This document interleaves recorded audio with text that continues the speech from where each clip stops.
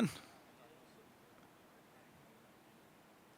First question for you, I guess you guys just announced that Gavin Wimsatt will be the QB1 going into this year. What went into the decision to announce that even before camp started? Well, Kirk Schiano, our offensive coordinator, and myself, we kind of knew where we were headed with the thing, and it was just a good time to do it before camp starts. If he hadn't earned it, it wouldn't be done, but there are some benefits if you know which way you're going to go to do it before camp. So those questions are all off the table, and it's not a distraction, and we're just moving forward. And I'm excited. I think Evan Simon has done a great job also developing in our new offense, and it's good to have two guys that you're confident in. What has he done to set himself apart from Gavin Simon? Well, he's a very gifted athlete to start with, right? Strong arm, mobility, athleticism. I think what he's really done the most to improve this spring, this offseason, this spring and this summer is really understand what we're trying to get accomplished and the why of what we're doing. And I think that helps you get rid of the ball more quickly. It helps you understand the protection schemes better. And, probably an overlooked part of quarterback play is it also helps you how to handle the run game. So in all those areas, he has to do that as a quarterback in our system, and I think he's improved. I had a question about Nebraska's new football coach, Matt Rule. I'm guessing you kind of know him. He played at Penn State when you were coaching there. I'm guessing you've run across him at times. What's your impression of him back when he was a player and as a coach now? Yeah, Matt was, I think maybe he was just coming on as a player when I was leaving. I'm not sure, but I remember Matt. I know Matt well. Got a lot of respect for Matt. He's a heck of a football coach. He did a great job building several programs, right? Temple, Baylor, and he and I kind of went through similar experiences in the NFL. Didn't exactly go the way that we had both planned, but it's great to have him back in college football, and it's great to have him in the Big Ten at Nebraska. Coach, this offseason, Northwestern hired your former offensive coordinator, Sean Gleason. What's it going to be like to face Gleason on the opposite sideline or the opposite booth? What can you say about what Northwestern is doing? Yeah, Sean's a good football coach. I have a lot of respect for Sean. In this business, you do it long enough, you go against a lot of your former assistants, a lot of guys that you worked with, a lot of head coaches that you worked with. So that's not unusual. But Sean is a great football coach. He's a really good man, great husband and father, and I think he'll be a positive addition wherever he ends up.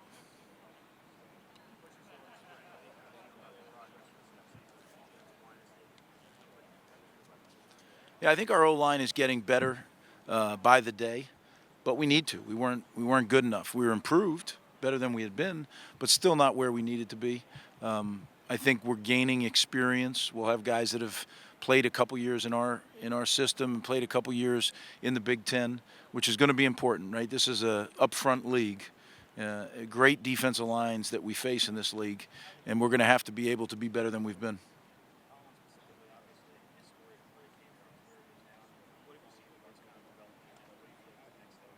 Yeah, one of the great stories in college football, the fact that I go down the stairs at our football practice complex and they tell me, Coach, there's a guy waiting outside. This is during COVID when you weren't allowed to speak to anybody. So there's a guy waiting outside who'd like to walk on.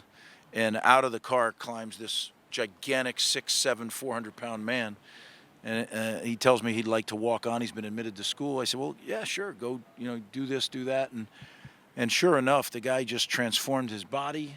He initially was a backup, became a starter, and now is, one of our best offensive linemen and a guy that'll, if God willing, he stay healthy, he'll play in the National Football League. So it's one of those great stories. Greg, with the Big Ten doing away with divisions next year, what does that mean for Rutgers, and are there any kind of big picture adjustments that can be made when you're looking to compete against the whole league as opposed to just the East?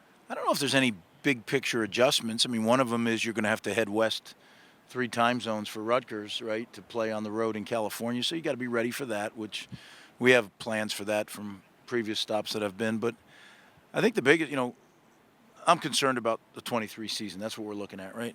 But we all got that draft of who you're playing. And for us, it really didn't change very much in 24. We have essentially the same schedule, so it won't be any different other than there won't be divisions. Now, down the road, I'm sure it will change a little bit, but I'm not worried about that. Greg, if the NIL model evolves to something else, what do you think that next model should look like that gives you maybe more roster control, players might get more in exchange for that? What do you think that next era, could or should look like? Well, I have my opinions. I'm cautious to just throw them out there because I don't know all the facts about all of it. I'd love to see it brought back in-house more.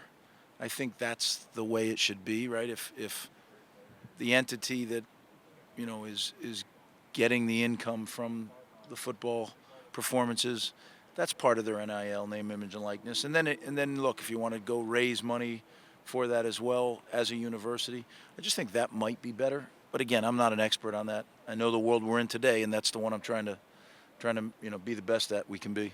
Along those lines, how has NIL changed your role thus far? As a head coach, immensely. Yeah, I'm sure at some places it hasn't changed it quite as much. At Rutgers, I spend a great deal of my time fundraising for NIL.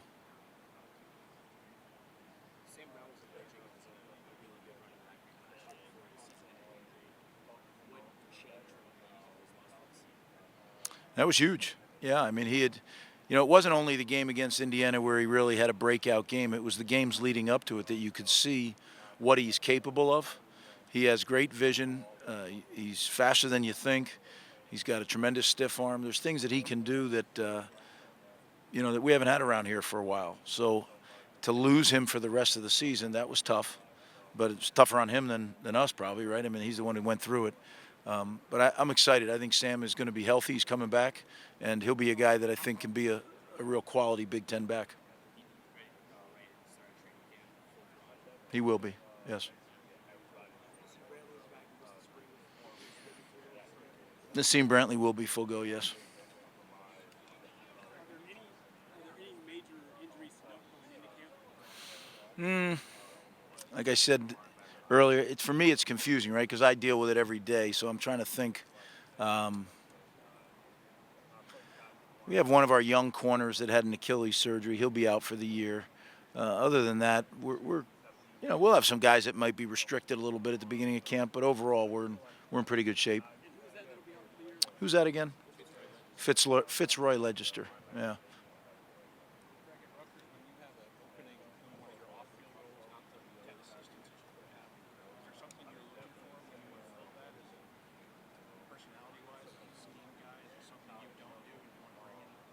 Yeah, that's a good question, right? You're talking about roles other than the 10 position coaches.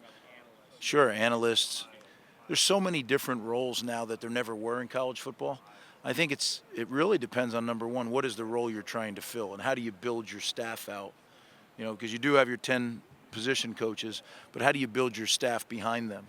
And to me, oftentimes it's, people always say it's like putting together a puzzle. I disagree. I think it's like a flow chart. If we have this guy as the line coach, then we should have this guy as his assistant. But if we have this guy as the line coach, then we'd be better off having this guy as an assistant, because maybe if he's a little less experienced, you want a little guy who's a little more experienced, and vice versa. So I think putting that together, putting a staff together is, who you hire is probably one of the, if not number 1A job of the head coach. Is it important that guy be familiar with how you want to scheme it up, or do you want to pick somebody who does something completely different and implement it? It all depends what you're looking for. Yeah, if you're looking for new ideas, if you're looking at a guy that knows it and can hit the ground running and assist, it all depends what you're looking for. Greg, with sports betting becoming more and more prevalent in society, what challenges is that You really got to educate, right? I mean, what's happened in the National Football League, I think, has really opened the eyes of the college football players, all these suspensions. But I think one of the parts of the education isn't just don't gamble, right? That's telling them what not to do. Explain to them why, right? And, some of the addictions, like gambling addiction, that's a process addiction. They don't understand why. If a kid's got a gambling addiction, there's a reason. You got to really work through that all. I want to explain all that to the guys because I don't know. How do you or I or anybody know until someone gets caught, right? So I think being open, like everything else, being open with the players, discussing it, educating. And then the other issue you got to consider, right? For a lot of years, players didn't have enough money to dare gamble. Now they're NIL, they do have money, right? And is that sometimes some of the evils that come with it? I hope not, but we educate them quite a bit on, look, I'm glad that you have some money in your pocket, because I've been in favor of college football players being paid for a long time. I didn't think it was right. Since I became a head coach, that's what is that, since 2001. I've always said they deserve more than they've received. But there are some things that can come up as a result. And, sometimes when you're 18 to 22, you're not quite as ready to handle it as you are when you're an adult.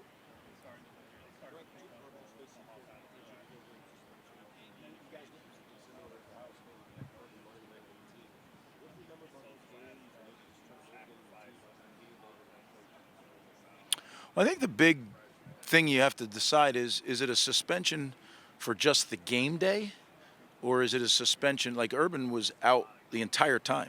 So Ryan was running the show, and we were trying to help him, but it was putting together everything, the practices leading up to it, where, if you're a head coach and you can run your team during the week, and then the only thing you're not doing is running it on Saturday, it's much less significant, I would say. You're going to get that team that is Jim's team.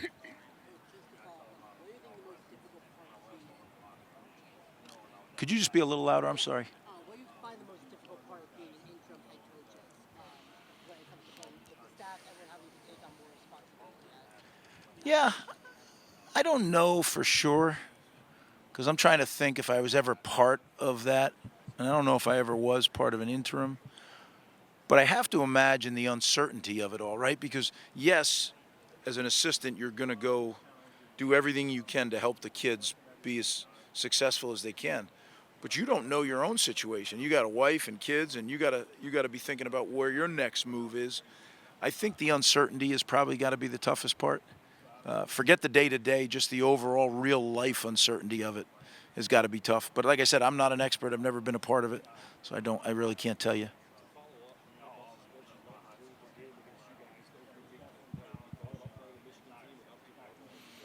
No, I haven't given it a lot of thought. It's relatively fresh, and again, we have so much ground to cover before we go out to Michigan to play them.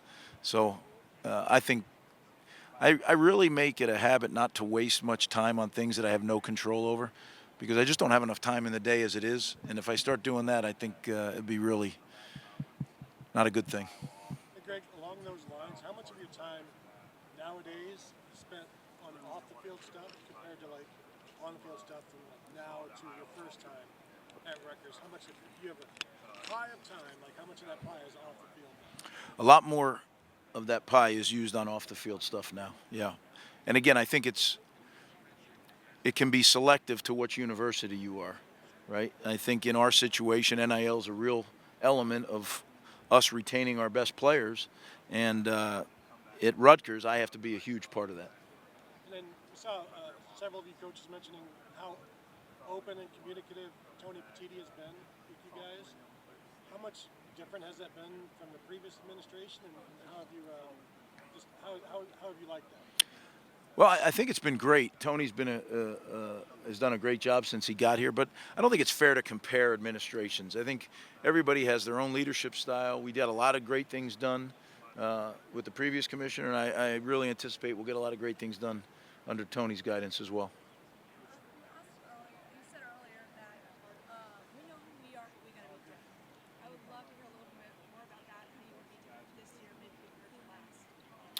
Well, when I say be different, I'm not putting anybody else down. I'm just saying what we have to be, right? We're a developmental program. We may get that 6'5" guy defensive end, but he may be 6'5", 215. Whereas some of the more established programs in the Big Ten might get that same 6'5" guy, but he's 275 as a freshman walking in the door. That's okay. We're okay with that. We have to develop them so we know the timeline. We can't put him out there too soon where he's going to get injured or not be able to do his job. So that's kind of what I mean being different. We have to accelerate, and we have to take advantage of every single thing we can, because we are a developmental program, and that's how we build our program. But once the pipeline is full, then I think we can be more similar to other programs, because now it's constantly flowing, and we have guys that are established, 22-year-old men that are playing on our front lines, that are playing in wide receiver. Men do things just a little different than 18-year-olds. Yeah, and I wanted to follow up on that. You said other programs. Are there any other programs that you admire, coaching staff at another school, Big Ten school, that you really like? I don't know what I mean? Yeah, I mean, I have utmost respect for all these programs. I think the Big Ten is the best league in the country, and I love the coaches that are in this league. I think they're excellent. I respect them all. So yeah, I respect every program. I think everybody has different set of circumstances at their school, and a big part of your success, I believe, in any position is understanding who you are and what you have to do to be successful at your institution. That's really what I meant. Kind of following up on that, what is it that separates the Big Ten from the SEC and the ACC? Is it the coaches, the talent? What is it that kind of separates the Big Ten and puts it in the top? Well, I think number one, the tradition of the Big Ten is second to none, right? Then you take the schools academically and athletically. I think the Big Ten is the sweet spot of great academics, and elite football. And you sit in a place like this is where the championship game is played. You're talking about 13 of the 14 schools in the Big Ten are AAU universities, which is a very prestigious group when it comes to academic rankings. So I think that really separates us from everybody else in college football. You spoke a lot about kind of the evolution that you had to go through as a coach to kind of find success. Is there something you can kind of attribute to the coaches that generally find more success adapting from generation to generation? No, I don't know. I can't really comment on other people's progression. I think I know mine. I know how it's gone in my career, and the biggest thing is it has to continue, right? The minute you think, I tell the guys all the time, the minute you think you got it, it's got you.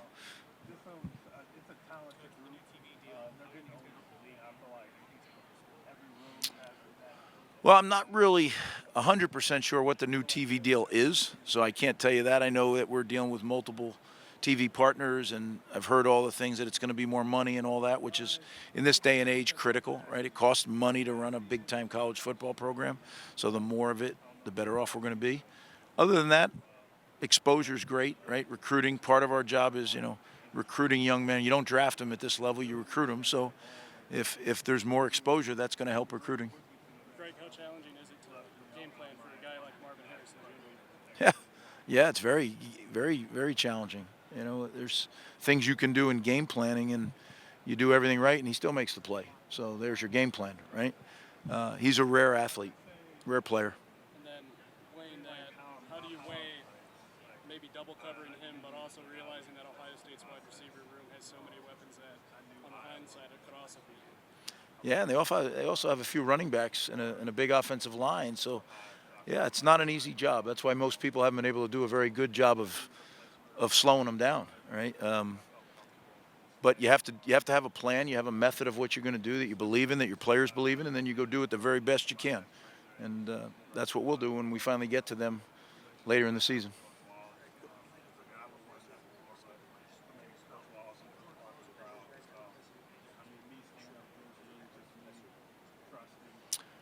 Yeah, I mean, my whole career as a head coach, and it's probably because I've been a head coach at Rutgers in college, and we need every single player to contribute. So I, from the very beginning, tell our guys, hey, look, there's none of that stuff going on here, right? You make someone feel small, then they're not going to play as big as they're capable of playing, right? And I'm obviously not talking about physical size. So I just, there's no place in our culture. There's no place for it. I don't think that it helps in any way. So it just doesn't happen.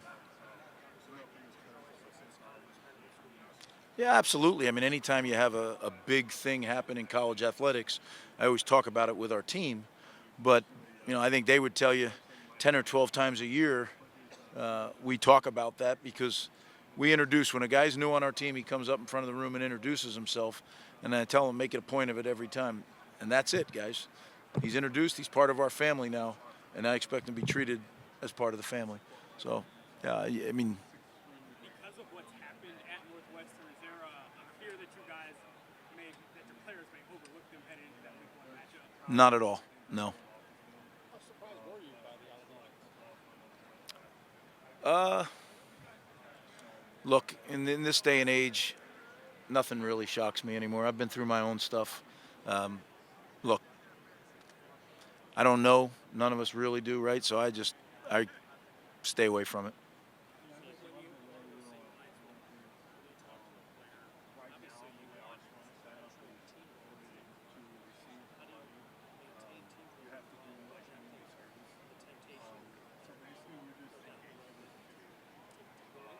Yeah, I think the team building is the exact opposite.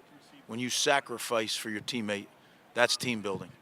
And if everybody, every coach, every player are sacrificing for each other, that'll build a team a heck of a lot faster. This is the last year for divisions, at least for the moment. Do you have any thoughts on that? Do you think it's going to be good for the league, or Yeah, I don't really have a preference. Whatever's best for the league. Wisconsin's taking a pretty hard left turn here with their offense going to an air raid from what they've been for such a long time. How different is it going to be preparing for that versus what you saw in 21, fullback, two tight ends, that type of stuff? Yeah, it's different, but I mean, you know, you get ready for a team, you get ready for a team. I mean, you know, they may change week to week, they may change year to year. You know, you'll just prepare for that different offense. But I'm sure it's going to be real different for the folks, the fans, and everybody out in Wisconsin, because, like you said, they're used to seeing what they've seen over the years, and it's worked pretty well. So it is a big move, but again, Luke's a heck of a football coach. I had the opportunity to work with him at Ohio State, and he'll do a great job. I'm sure of that. I was going to ask you about that too. What do you remember about him coming up that time when he was coaching? He'd been there for a while by the time you Yeah, very disciplined, hardworking, focused coach. That's my biggest recollection.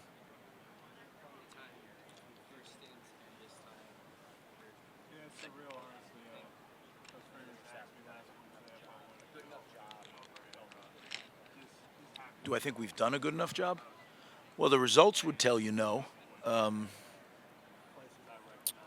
But I think, you know, our first go around, we had some really good quarterback play. We had some really good results in the quarterback play. This second time, not quite as good, but we have to do better. You know, but we have to do better in a lot of areas on offense. It's just not quarterback play.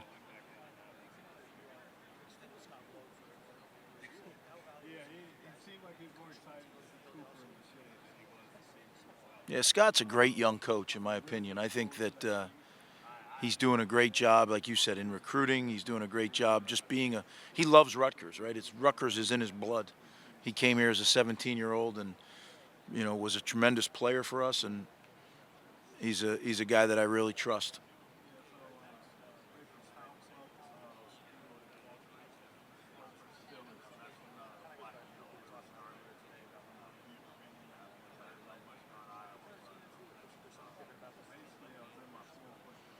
I have. I think the leadership of this team is way in front of what the leadership has been.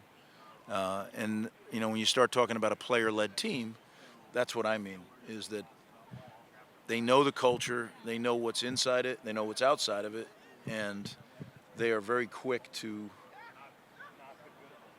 comment and make sure that it's done correctly. And if they don't feel that it can be remedied by them, they come to me, but they've done a very good job so far.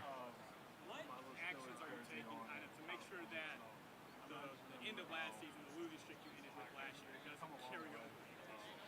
Yeah, I think it's totally different. I think, you know, we have a whole new offensive coaching staff. I think that, you know, you're talking about a long separation between our last game and our first game this year. So it's a whole new year. I don't think that's even going to be an issue. Going into camp, do you guys have any position changes? Because you've done that before. Do you guys have any major position changes coming in before you? No, I don't think so. But if we do, I wouldn't say it now anyway. I'd wait till the season started.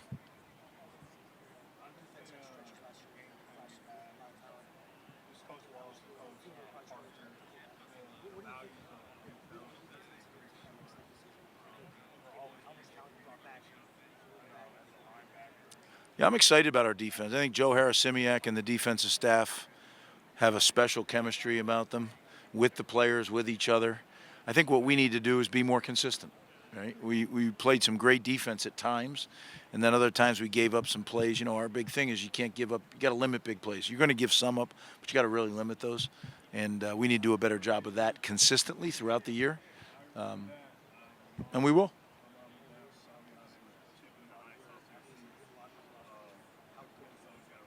Yeah, Aaron Lewis is probably one of our best 5 players on our team, but he works harder than anybody on our football team. I mean, the guy is unbelievable with the effort he puts forth. And, again, that comes back to when your best players are your hardest workers, it makes it easier for you to be a head coach.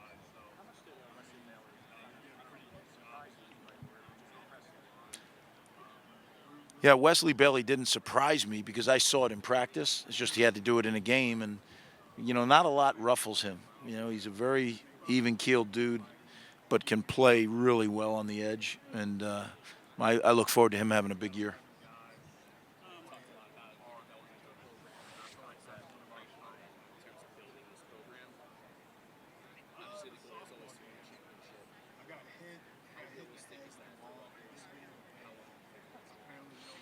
I don't put timelines on it, and people want to. I don't do that. What I do know is if every day you try to do everything you can, right? Our definition of success, the peace of mind you have when you know you've done everything you can to be the best you can be. We live by that, right? And literally, if you do that every day, eventually it'll get there. If you have the right people, if you bring the right people into your program, you'll get there. And that's what we'll do. Going back to your defense, you guys have Moses Walker, who missed all of last season with an injury. Is he 100% going into camp, and how much action do you expect him to get as a freshman? He is 100%. He's a really good football player. I have no idea how the reps will shake out. That's all will be a byproduct of the competition. We have several good linebackers on our roster, and they're going to compete for playing time. And then on the defensive line, you got the transfer coming in, Isaiah Iden. What have you seen from him? Why did you guys want to bring him in, and what have you seen from him so far? It looks like something he can contribute. Well, Isaiah's worked very hard this summer. Isaiah was, Marquise Watson, who's our defensive line coach, was at Ole Miss as an analyst, so he had a relationship with Isaiah and knew what kind of player he was. And when he entered the transfer portal, I said to him, "What do you think?" He said, "Absolutely." So we went and did everything we could to recruit him, and fortunately he came.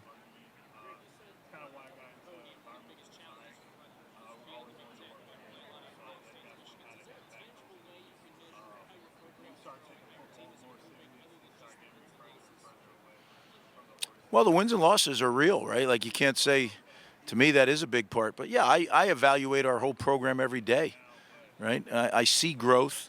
The key is for me to keep our guys motivated through some of the tough times. And that's what fortunately, that's what our culture is. CHOP is that. Stay focused on the spot, keep hitting it with the axe. Eventually the tree will fall. And sometimes that means you have some tough times. But can you have the mental toughness to continue to do it over and over and over again? Now, what's it? It's training, it's studying, it's practicing, it's doing your schoolwork, it's not doing bad things, right? So do they have the mental toughness to do that? I think much more so than when we were here in year one. Are we where we need to be? Probably not quite yet, but we're a heck of a lot closer, and that excites me. Good. Time to head back to P-Way. Everybody good? All right, Jimmy, we're going to call it a wrap here.